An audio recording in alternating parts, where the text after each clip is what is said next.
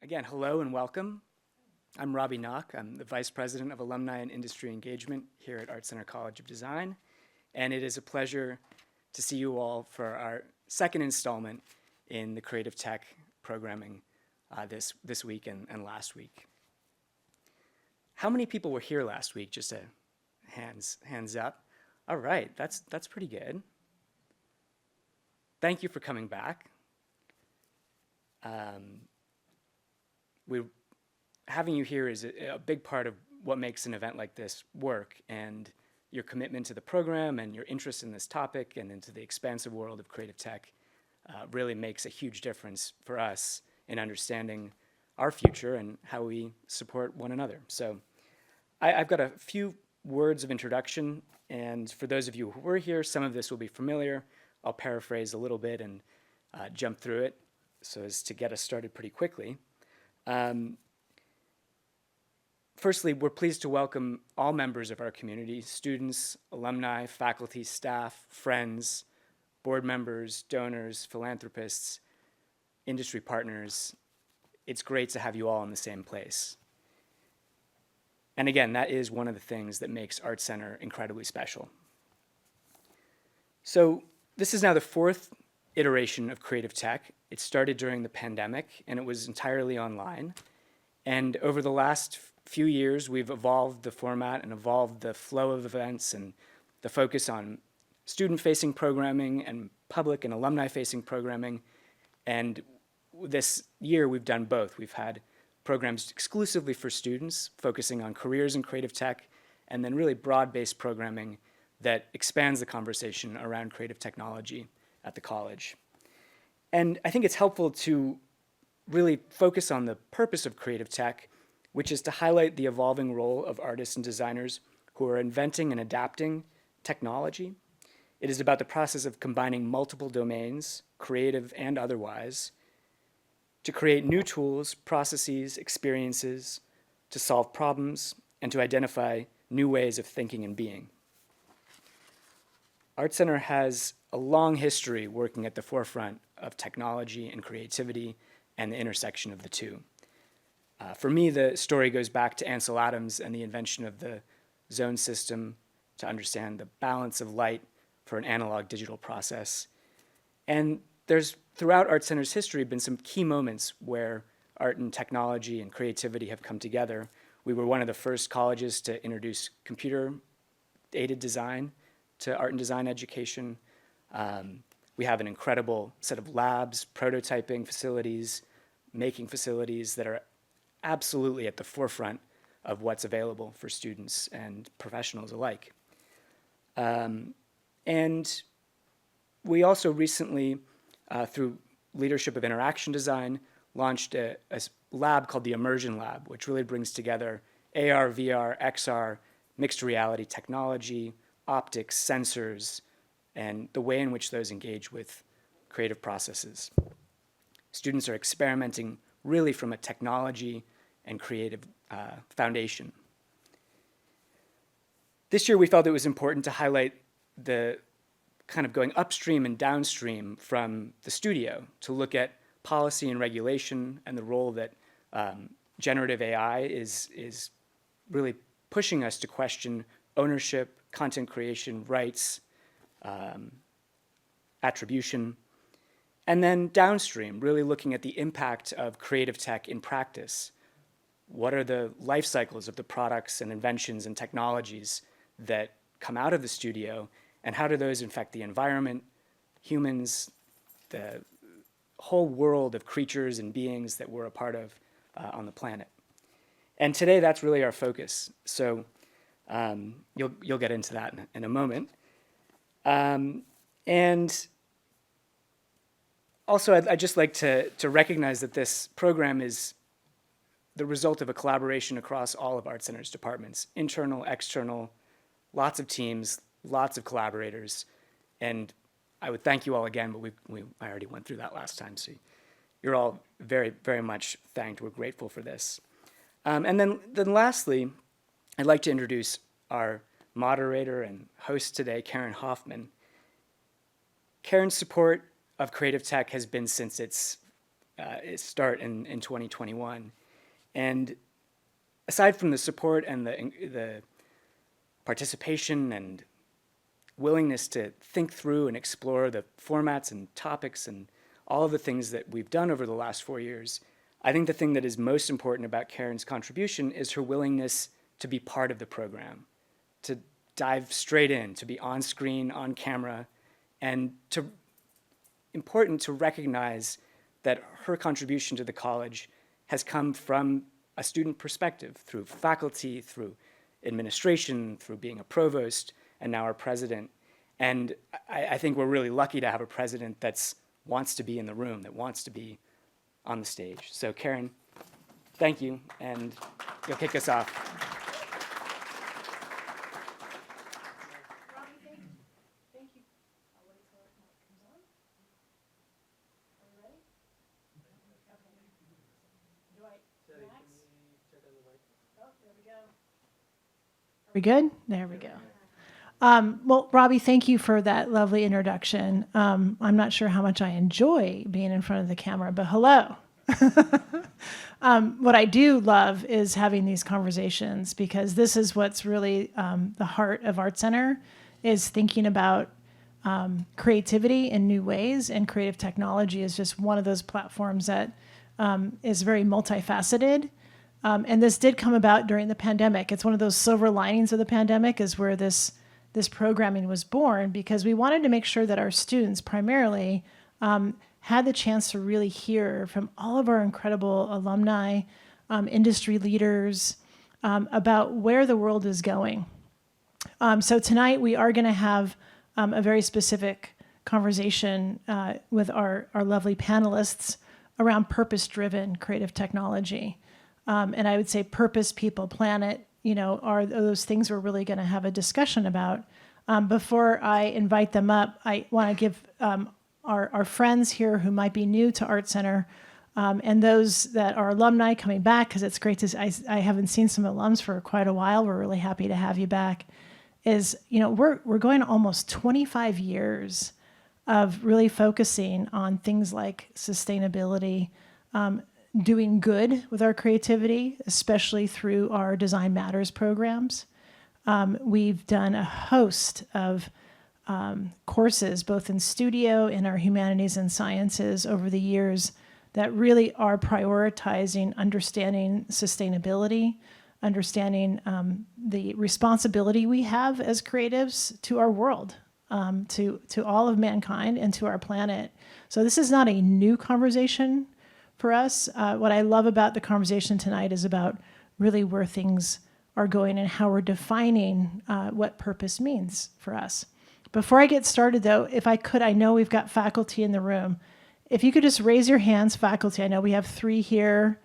Those that have been involved, especially involved in issues around sustainability, Design Matters projects, just know that after we're done with the panel, as we have a chance to mingle in front of the auditorium, those conversations can naturally continue to happen. We want to see that. We want you all to understand the commitment that our faculty make on bringing these really important issues to ArtCenter.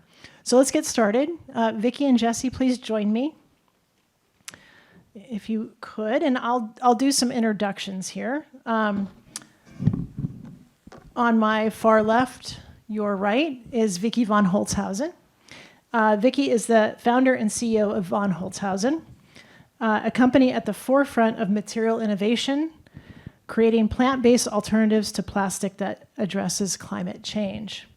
Vicki is a former car designer, contributing to renowned brands such as Audi, Mercedes-Benz, and General Motors, who feels that as designers, and I completely agree, we have a limited time to solve environmental issues at hand, and is committed to using her talents and the von Holzhausen brand to make positive impact. Von Holzhausen blends design and science to deliver sustainable solutions across industries like technology, fashion, furniture, aviation, and automotive, coming full circle to where the journey began, and we'll talk more about that. And here in the middle is Jessie Kawata, is a design director, co-founder, environmental advocate, part-time educator, TEDx speaker, and space exploration design pioneer, whose work spans across our solar system. It's true. Serving as Director of Design for Sustainability at Microsoft, Jessie led the change in shaping the future of sustainable innovation and circular design across both hardware and software. Grounded in nature-inspired design principles, she collaborated with teams and executives to establish practices and drive sustainable paradigm shifts, propelling the company towards its ambitious 2030 goals of becoming carbon negative, achieving zero waste, becoming water positive, and preserving ecosystems. Jessie was one of the first designers at NASA's Jet Propulsion Laboratory, JPL, where she established the inaugural product and industrial design team, collaborating with scientists and engineers, not an easy thing to do, to create spacecraft, robots, missions, and special projects that connect humanity to the far reaches of the universe. With an unwavering passion for blending design and science, Jessie continues to mentor, teach, and build projects that use design to improve the relationship we have with the planet and ourselves. Thank you both for being here. Before we jump into our conversation, please know that all three of us are alumni, and that is something we're really proud of. Yes. And that's what makes this conversation even more special this evening. So I do want to talk a little bit about something else that's unique, is all three of us are from this area. So Vicki, if I could start with you, you grew up here. What was your early life around creativity and art and design? What was that like for you? So we're contemporaries. And so I graduated in late 90s. Design was not really spoken about. I went to school just down the street at an all-girls school called Westridge, and I'm on the board of that school today because I really care about shepherding women into fields of science and technology.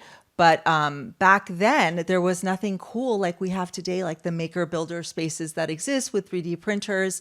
Design was something like a decorative field or maybe architecture, but industrial design wasn't really a known field.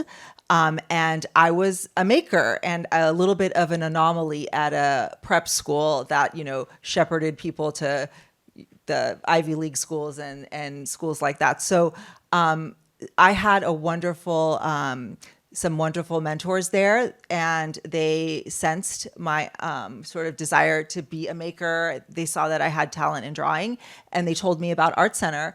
And I started taking classes when I was a tween or teen or however early you can do it. So I basically started going to ArtCenter when I was 13 or so years old. And I just fell in love with product design and really with car design, because to me, the car was like the ultimate product. It combined all of these great things, how cities are made and how we interact with the city through these mobility devices. And I just fell in love with the whole thing, the sculpture of it all, the architecting a product. It was such a complex product. And I attended ArtCenter right out of high school, which was very unusual at the time. Usually people take 2-year program in another college and sort of kind of get into design later. But, I think it was in my DNA. But I think having the Saturday High program, which I hear you taught as well, was such a great gateway into this world that helped expose me early on. Thanks, Vicki. So that's the perfect gateway to your story, Jessie. Yeah. So I am from sort of the East LA, Montebello, Monterey Park, sort of triad area. And I was always into science. I was just obsessed with nature and in the environment. But I just remember being really good and talented at art, drawing, sketching. And so we had this career project in 7th grade. And it just so happened that at the same time of that project, ArtCenter had a children's book illustrator fair where they brought children's book illustrators to sign books and meet with fans. And my mom brought me here and I interviewed them for the project. I toured the campus. Some of the illustrators brought me back to their studios and I got to see all their paints, and it just stuck with me. And at the same time that project happened, went to space camp. So, when I look back, I think, what was that year that really just got me? And it just stayed with me. I think it was 7th grade. I think it was 12. And the art and science sort of combination lasted through high school, where, wasn't super great at doing all of the math and environmental science AP, but I was really good at watercoloring the biogeochemical cycles. And I got those plus points from the faculty and the teachers there. And then that just kind of carried me through PCC and went to the ArtCenter at Night program there to build up my portfolio. Transferred to ArtCenter and actually got in through illustration, and did that for a few terms until I transferred to product design, and then sort of the journey sort of starts from there. I remember Space Camp. Space Camp. I think I was faculty here when that particular class was there. I probably saw you, and far before you even were a blink of an eye of coming to product design. We were destined to we were meet. destined. So much of that is true. So, I think this purpose-driven conversation that we're having tonight, what was it? And again, I'll go back to Vicki and then you, Jessie. What was it in your career that there was a switch that flipped about your purpose and mission of, moving from, learning what design is, learning the processes, all of the principles, starting that career? Was there a time at ArtCenter or a time in your early career that you said, we've got to focus on issues around sustainability? What was that turning point for you, Vicki? It was later in my career. So I think that we definitely addressed sustainability at school. And I actually remember our sixth term, I did a electric car 2-seater thing with inductive charging that came from like the top of your garage. And it was really kind of a fun idea. And then when I worked at Audi, I did a little electric car for the California market because California had some initiative that was kind of demanding emissions reductions by a certain year. So it was sort of like a thing at the beginning, like late 90s, early 2000s. But I remember there was sort of like a sustainability dark ages where a lot of the studios and, I'm in the sort of exterior design studios most of my career. And it was sort of like we were designing a lot of really unique ideas, but sustainability wasn't core to the conversation. And after 15 years in the industry, I had some children. I have 2 little boys, and I took a break from my career, and it gave me a moment to reflect on my personal values. And I started the business plan for my business at that time when my second one was sort of in the womb. And I think a lot of women kind of do these transitions. We have a career, we have children, some of us, right? And for me, it was definitely a moment where I took a breath and I started thinking about like, what is this world that I'm creating through design? And is it good enough for, the future generations? And that's where I started building my thesis and my company. And it was really quite like a small idea. I just wanted to do it on my own and sort of, focus on the things that meant a lot to me. I'm a vegetarian. I actually became a vegan through my business plan because I convinced myself that it was the only way to go given the environmental impact of the meat industry. But I started kind of crafting these ideas and really like drilling down on what sustainability means in design. And that was the foundation and the sort of mission statement that I created. And then it kind of led to something much bigger than myself, that the business that I have today. But I think it was, just the time that I took to think about it deeply and, connect again, the inner values that I had with my work. Thank you. And Jessie, what about you? Because I think yours was maybe a little bit earlier during your time at ArtCenter. Yeah, I trying to think about when I started feeling the need to do something better than bigger than myself. And I can even maybe take it further back before ArtCenter. I was a Girl Scout for 12 years. I feel like it's something to be proud of, right? Since I was 6 years old. Girl Scouts in the house.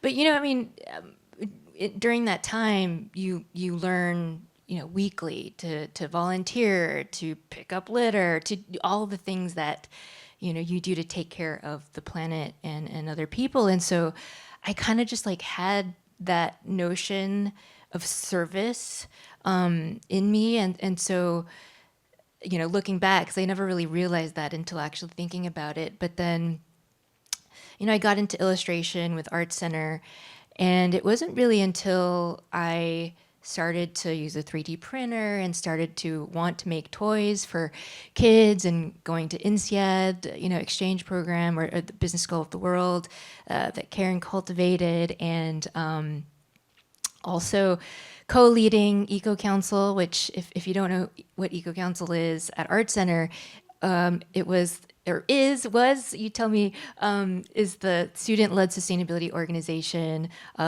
led by Hydran Mumford Drum. And I co-led that with a whole bunch of people. We transformed a lot of things at school. We did waste stream analyses. We looked at electricity. We looked at composting. We started the garden, the garden, I'll take responsibility for that, and the people that I went to school with, the community garden. So it was truly the transition to product design, industrial design, looking at business, but also just being a part of a community of designers that were really invested, with their extra time that they had beyond curriculum to look at sustainability and see how they can sort of make that change. So it was really there that I was like, what, this is a thing. This is a thing. This is a thing. This is my future. And then graduated with a portfolio that was really centered on sustainable design, education, science, art, space, all those things. And, I was very lucky to be able to do all of that in my career already. And I think it was because of that mixture of kids, science, outreach, space, education that I think caught the eye of people at NASA's Jet Propulsion Laboratory. And we did climate science. We didn't really do sustainable design, but we did obviously climate science and earth science, and we're trying to tell those stories as well. At the end of the day, I loved my work and my job and the team that I built at JPL, but it's like, I need to do more. I studied sustainable design in school. Can't necessarily learn all of that in the government. So, that brought me to Microsoft, where I spent about 5 to 6 years doing not sustainable design, doing a lot of other things, AI, education, privacy, the edge, internet. But my last role was really my dream role at the end of the day. Well, thank you for sharing those journeys. We're going to pause for a second here, actually for a couple of minutes. We've got a couple of reels to show. And Vicki and Jessie, we can kind of sit down here. So if you could roll Vicki's reel and then Jessie's reel. Thank you. Thanks, Max.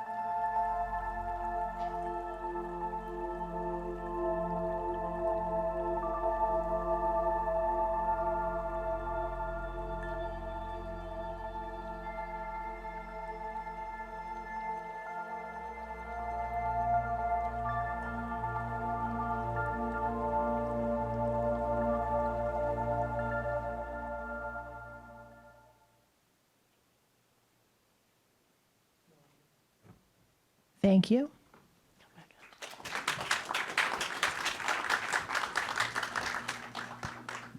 Both those reels give me chills.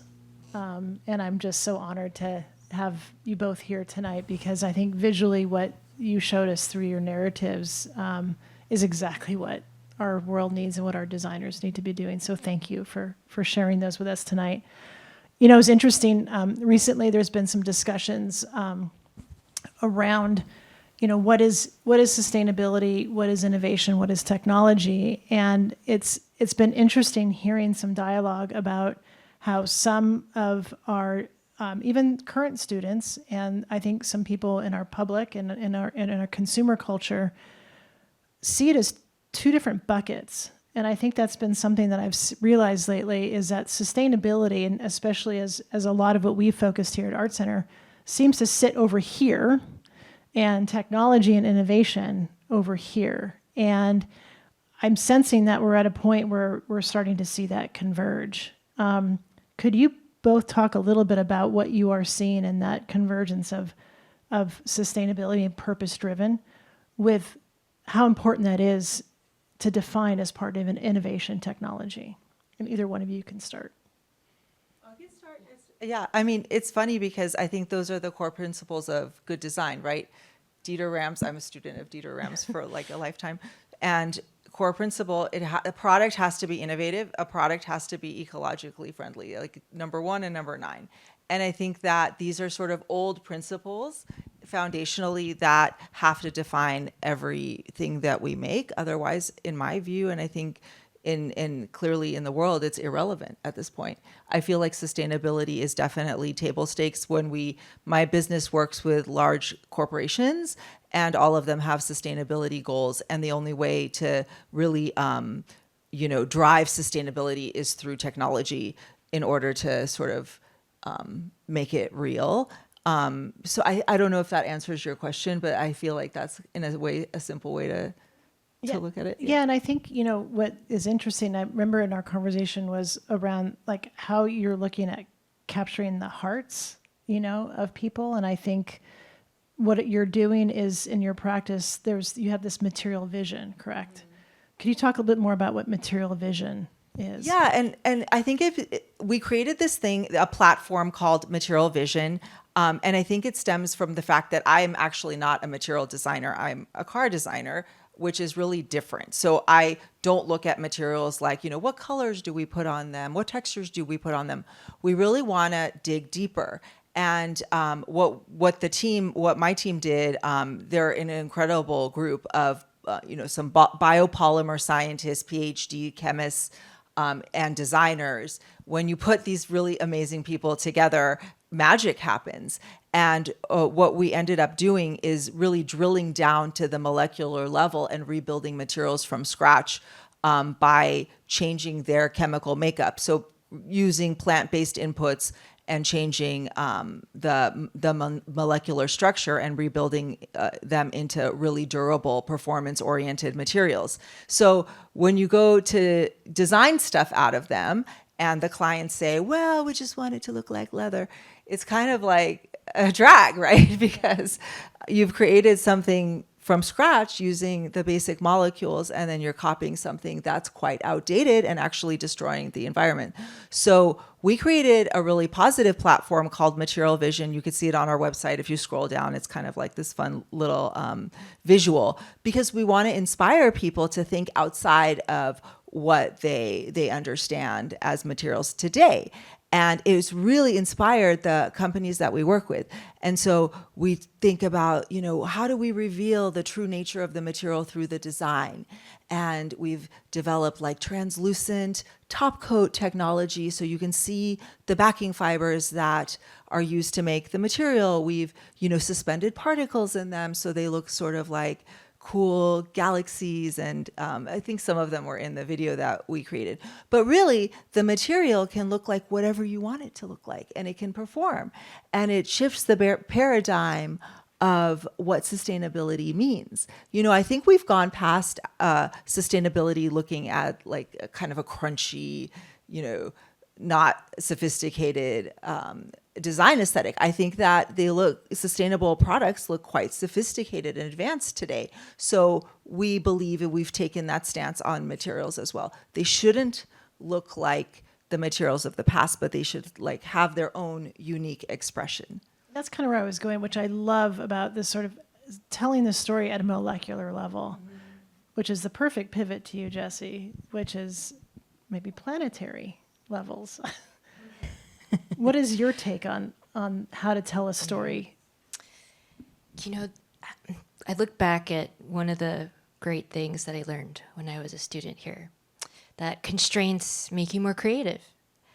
And for me, we don't have an option. You know, as product designers, as industrial designers, we're going to run out of raw material, you know, and we are already doing that, raw and virgin resources. And so there is no other way.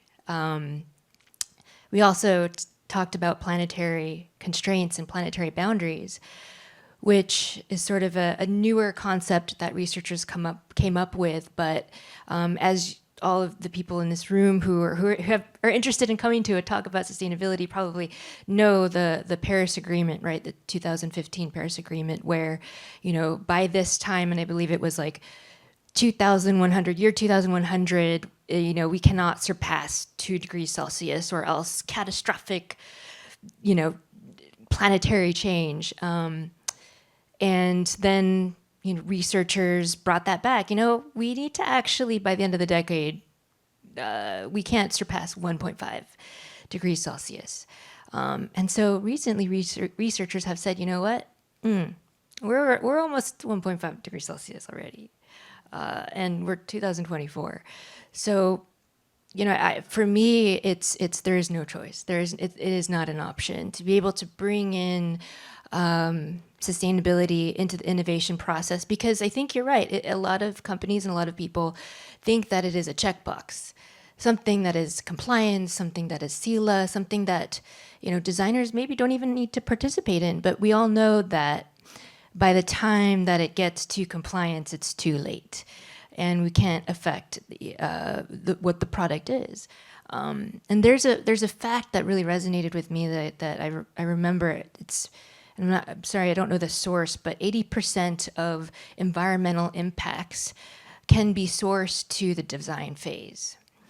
And, you know, whether it's engineering, right, whether it's design, and that's because of the life cycle. That's because of all of the components and the processes and the stages of the life cycle of a product.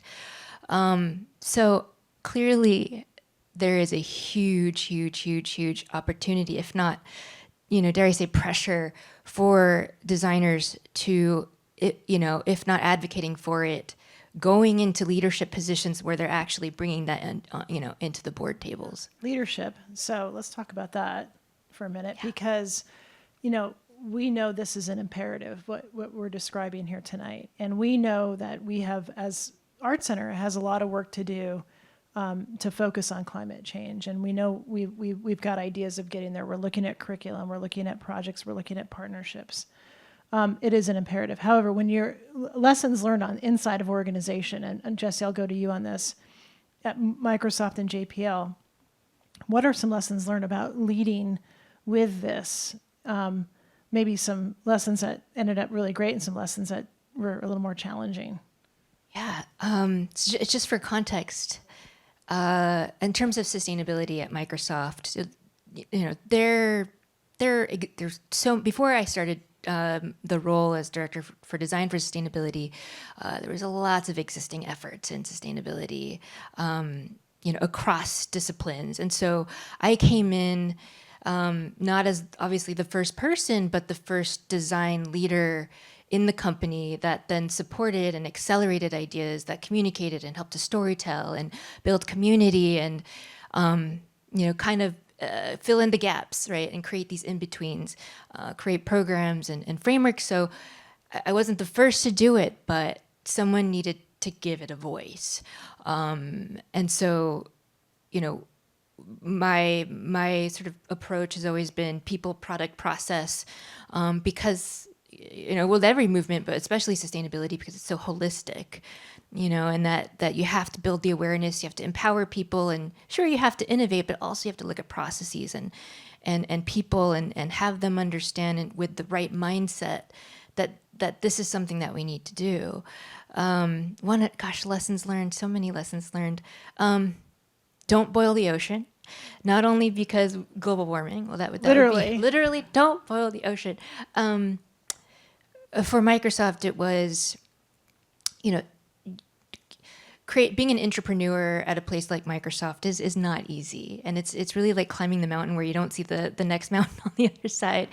And so what I learned was, don't boil the ocean, move a rock, and then another rock, and then maybe it turns into a boulder. Just don't, let the boulder fall down on you on your way up to the mountain. But,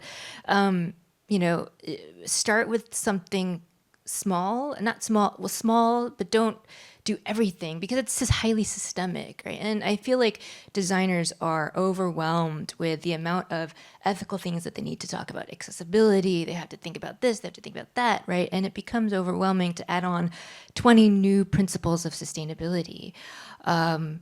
So my approach was to build it holistically, start with, one rock, move another rock, but then also approach it with the idea that do something that's quantifiable. And a lot of times the in-betweens in sustainability, because it's so systemic, is not quantifiable. It's qualitative. And that was one of the biggest lessons learned as well, which is, if you can't prove that this has impact, well, it might take a lot longer to succeed. So the sooner you can get to the measurables, the better. Mm-hmm. So this is interesting. So Vicki, you're coming out from a startup.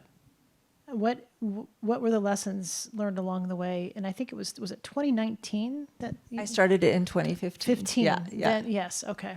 And I came from a real startup. It was definitely a garage startup. And I don't recommend that. It's funny. I think a lot of entrepreneurs get asked, like, if you knew how much work it would be, would you have done it? And the answer is usually no. But what was the question? So as a start, leadership is a little different than inside of an organization. Yeah. You are the leader. What was a lesson learned along the way for you as you were, a conviction to this, to von Holzhausen? Yeah, I mean, this is a mission-oriented company, so we have a reason to exist. I think the energy that the team has and the privilege in being in a startup is that you're trying to change something, right? Fundamentally, you see a problem, you see that you have a reason to exist, you have a pathway there. So we are very clear about the mission, and that's the reason why we attract talent, and we sort of kind of, move the story along. I think we're really scrappy, and we realize that the goal is important, and I believe that climate change and fighting climate change is an existential, the subject of our time, and that we have no choice but to solve it. If we didn't exist, somebody should exist to try to do what we're doing. So I think we keep the mission in front of us all the time. And it's interesting now to go back around and to have come full circle from the companies I used to work at, and then now working on the other side of the table, and how much the story has changed for them as well, and how, so committed to this goal they are as well. Because at the end of the day, the consumer is driving this demand, and good for the consumer. They care about the ingredients, not only in what they eat, but in what they buy. Like, what is this made out of? What happens when I throw it away? And I think that it's been a really unfair situation where the consumer has been taxed with having to deal with understanding recycling. What bin do I put it in, and all of that? It really should be the designer's responsibility and the makers, the company's responsibility to solve that problem, so the consumer doesn't have to, because it's quite confusing. But I think, I've gone off on a tangent, but I think that the mission is really, keeping that in front of us at all times is what keeps us going. I'll be even more specific, because I think, if I remember right, Vicki, it was the bag, right? Yeah, we started beautiful bags, started by with, the way. Yeah. Yes. Yeah, I mean, it's interesting. I started with accessories and buying off the shelf materials to create this collection of accessories, which was really fun. And, I used local talent to create them. But then when you really start to dig and to ask the question, well, what is this leather replacement made out of? The answer is plastic. Well, what happens to that at the end of its life? Well, the answer is microplastic, right? And when you start to really ask the questions, then you really start boiling things back down. And that's where I started building the materials from the ground up in about 2017, 2018, started to ask the questions. And at the end of the day, here we are with a lab full of scientists making the materials from scratch. So I think it was a really interesting problem to delve into. And we went right to the core, which was fundamentally, getting rid of plastic. What is your lab looking like these days, right? Because you just moved. It's a chaotic mess, like always. It's a startup. But yeah, no, our lab is amazing. There's just stuff happening all the time. It's a really cool place where, again, design thinking can intersect science. And, it's where it all starts. We supply materials for large-scale industries, but all the innovation comes out of here in California. The little lab in Los Angeles is an R&D center, and then we translate the formulas all over the world to the places that manufacture our materials. So it's a really cool incubator of science and design. Can you share a little bit about where you see things going? Like, what is this evolution of purpose-driven design, and how might things like ethics or that connection to people, how does that evolve in your eyes, especially with work you're doing now? Well, I think that you have to tell the story. It has to be emotional. And I think maybe we captured a little of that in our little reel that we do, but it's really hard to talk to people about molecules or like even a piece of material on a table. You have to really inspire them, and it really has to come from the final product. So that's why, we make products still and sell them on the website to sort of show, what do you do with this stuff? What does it turn into at the end? And ultimately, the clients really understand that when they see an actual product and a story behind the product. Who is the person that's buying this? How does it make our life better? And how does it really effortlessly slip into the world that we already have without sort of, giving friction to purchase something like that? It has to be, when you're offering something sustainable, I think sustainability in a way has to be a lower value proposition. The first value proposition needs to be, it performs really well, it's beautiful, it works well. And then sustainability is sort of like, a piece of the story. You kind of sneak in the broccoli in the green drink, right? You have, but That's a good way of putting it. You have to grab people emotionally in order to convert them. Yeah. And Jessie, so that emotion piece is part of it. How are you seeing the evolution in this purpose-driven, whether it's in practice, in ethos, whatever it might be? And I know you've done a lot around circular design and things like that. Yeah, well, looking at my career in sustainability, getting the community of designers at Microsoft to sustainability as default, right? And that's where we start. And we're Microsoft is still doing that, as well as all, a lot of other companies. We're getting to default. That is the baseline. Looking at the evolution of it, circular design, right? Regenerative design. But in terms of where design, I think, fits in to that picture, and I think, it all probably has a lot to do with what you do, Vicki, is so you can create a product that is repairable all day long with sustainable materials. When we think about circularity, how are we going to get those things back if it's not a human problem, right? If it's not a research problem, if it's not a design thinking problem, if it's not a human-centered design problem, that is something I think that is calling for designers to figure out. How do we tweak and change behaviors? How do we look at circularity not just as something that you change in the product and something that you need to think about recyclability, but as service design? That means that we have to fundamentally change the relationship that users have with an object, right? It's a relationship, right? Because maybe they don't own this, maybe they rent it, maybe not water, but maybe they rent a device or something like that, and that is different, than what I've learned, right, in school. And so I think that there's a huge opportunity for designers to figure out how a different relationship one has with an object, with an item, with a product, right? It's the in-between, and it's invisible a lot of the times too. So, but what is that?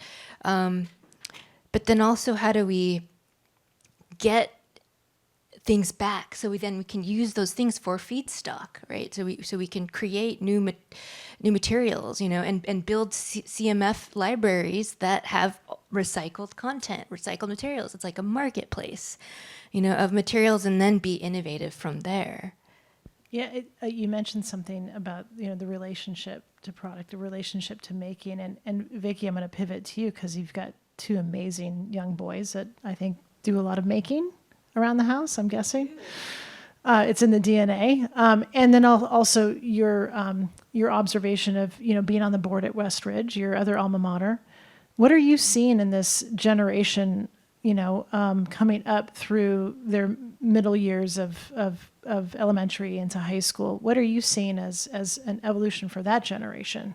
I think a lot more people will be coming to ArtCenter. I feel like they have like... I did not pay her to say that. You didn't. But it's really kind of crazy that I go to my little kids' school and they have maker builder spaces and design thinking, and they're learning the fundamentals of good design. Maybe is it a product of like Shark Tank where people want to like build things and sell them? But I think it's really cool to see that thinking from a young age, but also fundamentally they're having to serve the communities by understanding that there's waste, there's pollution, there's plastic, I need to pick it up. I think we were taught that too, but there's such a sort of curriculum integration of these ideas now that it's really inspiring. And I think also the young people coming into my company, they just care passionately about this stuff, that there's definitely a shift, and they do care with their dollars. And I think that's the biggest shift, when people say, I'm not going to buy this thing because I don't like where it's going to end up, or I think the chemicals hurt my body. What are the ingredients? I think that it's really great that these generations coming up really care deeply about that. So highly it's encouraged. Positive. Not just coming to ArtCenter, but highly encouraged about that kind of ethos that we're seeing. It's very different than where we were 10, 15 years ago. And Jessie, you've been on the education side as well. And today you had a workshop, I believe. Can you share a little bit about what your conversations with students here at ArtCenter today? Yeah, we, so for context, there's a career talk earlier today, within the spectrum of Tech Week. And there was such great questions that the students brought, and a lot of it was, well, how did you do what you did? How did you get to where you are, and being able to push those boundaries? And thinking back, I said a lot of different things, but thinking back, I think I would have maybe changed my answer. You have to take those risks, and you have to believe that you can make change, because there is a lot of forces against you, in the process of creating your own role and building a movement and building communities and convincing executives that you need to do A, B, and C. And, trying to be different, right, is also important. What is your special sauce as a designer? Like, what is your way of thinking? And I think Vicki is right that like this generation, right, Gen Z, Gen A, like they really do care about the value of sustainability, right? And I think it's up to us as leaders, as faculty members, as teachers, educators, as alumni, to kind of build those bridges so that the future generation can walk over, and pave the way for, sustainable change. Right. Encouraged by both of these answers. I think we're at a point where we're actually going to pivot to some of the Q&A in the audience. And I believe we've got a microphone over there that will be live. So just think about the questions you might have for Vicki and Jessie. But before we invite our audience up to ask those questions, final thoughts that you might have that we didn't hit yet in this conversation. I'll give you a chance to think about that. Or maybe it's a very specific call to action for our audience here tonight. Designers are the ones that are going to change the world, right? So I think this is such an important group, and we have such a power because all made objects are the things that are controlling, part of the reason why we're in this mess. So if we change our thinking about how they're made, what they're made from, it's a huge impact. And when you look at the numbers, we look at materials. So, we look at the leather industry, we look at the polyurethane or plastic industry. And when you look at how much it pollutes, designers have the power to decide what all of these things are made from. So I think it's really encouraging to hear what ArtCenter is doing in this field and what they're committed to across departments to educate the students about, what exists, what you can use, how you can change. I knew you were going to ask this question, so I came prepared for an answer. You're the consummate student. You're amazing. This is why I have these. No, I want to tell a little bit of a story in response to that. So a year ago, right, the week before I started my role at Microsoft as in sustainability, I went to this sort of lecture gathering with a lot of Indigenous leaders across the globe. And the theme of that gathering was about Native American Indigenous connection to nature. And I met this woman, Grandma Moonwalker, and I was so excited to tell her, oh, Grandma Moonwalker, I'm going to start this new role in sustainability. And she stopped me right there. She's like, I'm going to stop you. She's like, if you learned anything this weekend, it is sustainability as reciprocity to the earth with equity. And that shook me. That shook me because, and she's right? She's right. It's, we think about D&I, when we think about equity, inclusion, are we giving earth a voice? Are we giving sustainability a seat at the big table? Technically, earth is the table. Literally is the table in your conference room. And so, we have to be able to bring those into leadership conversations, and I do believe that designers are the advocates for that. They are the ones who can give earth a voice. They are the storytellers, the communicators, the visionaries,